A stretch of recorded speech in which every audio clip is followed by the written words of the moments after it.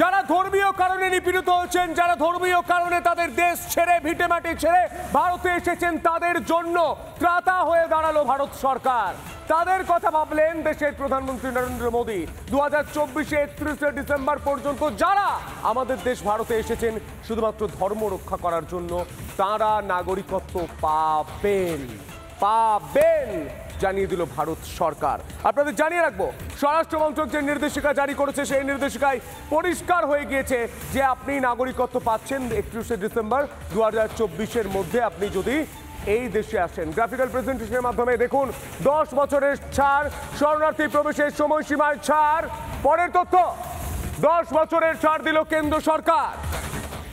31 December 2024 পর্যন্ত ভারতে আসা শরণার্থী হিন্দু, শিখ, বৌদ্ধ, জৈন, পার্সি, খ্রিস্টান শরণার্থীরা পাসপোর্ট ভিসার মেয়াদ ফুরোলে ব্যবস্থা নয়, নাগরিকত্ব পাওয়ার জন্য আবেদন করতে পারবেন জানাচ্ছে কেন্দ্রীয় স্বরাষ্ট্র মন্ত্রক। আর এই বিষয় নিয়ে কেন্দ্রীয় প্রতিমন্ত্রী সুকান্ত মজুমদার তিনি ঠিক কি বলেছেন শোনাবো আপনাদের, শুনুন। এই গেজেট নোটিফিকেশনের মাধ্যমে আমাদের যে ফরেনার্স অ্যাক্ট রিসেন্টলি পাস হয়েছে তাতে একটা পরিবর্তন এসেছে।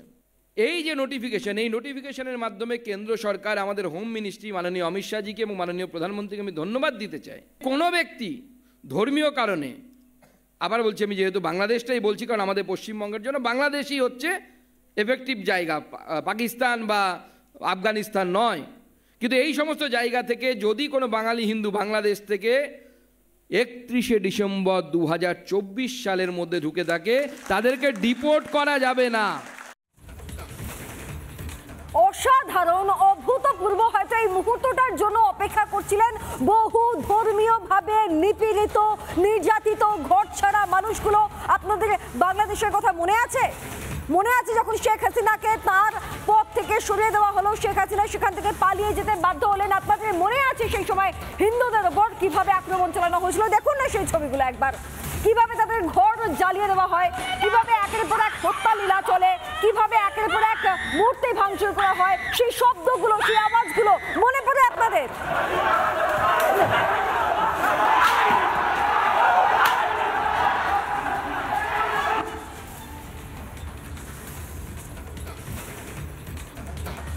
এবার এই ধর্মীয়ভাবে উৎপীড়িত নিপীড়িত মানুষগুলো নিজের ঘর পাবেন, নিজের মাটি পাবেন, নিজের পরিচয় পাবেন এই ভারতের মাটিতে। হ্যাঁ, ভারত এইভাবেই সবার জন্য।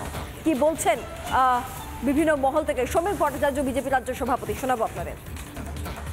ওপার বাংলায় যারা ঘোষ, বোস, দত্ত, মিত্র, ঢোল, পোদ্দার সরকার, মতুয়া রাজবংশীরা আছেন, যারা জয়সওয়াল আছে, যারা জৈন আছে, যারা মাহেশ্বরী আছে, যারা গুপ্তা আছে, যারা চাকমা আছে, ওরা আমাদের রক্ত, ওরা আমাদের ভাই।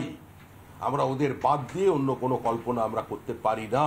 নরেন্দ্র দামোদর দাস মোদীর আজকের এই সিদ্ধান্ত 10 বছর যে বাড়িয়ে তিনি দিলেন, এটাতে বোঝা গেল যে যতক্ষণ বিজেপি থাকবে পশ্চিমবঙ্গের কোনো হিন্দুর কেশাগ্র কেউ স্পর্শ করতে পারবে না।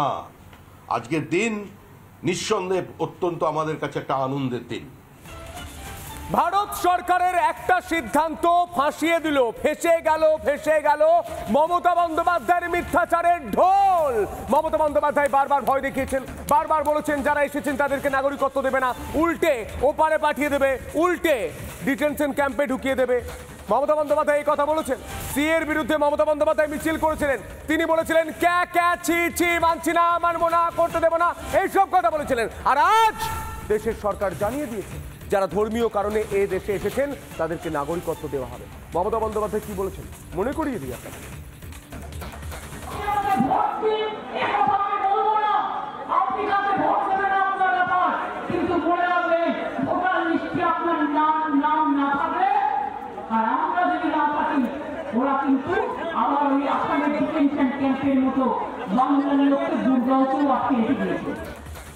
মমতা বন্দ্যোপাধ্যায় ভোটের কারণে রোহিঙ্গাদের বাঁচাতে এই কথা নিশ্চয়ই বলেছিলেন, ক্যা ছি হতে দেব না।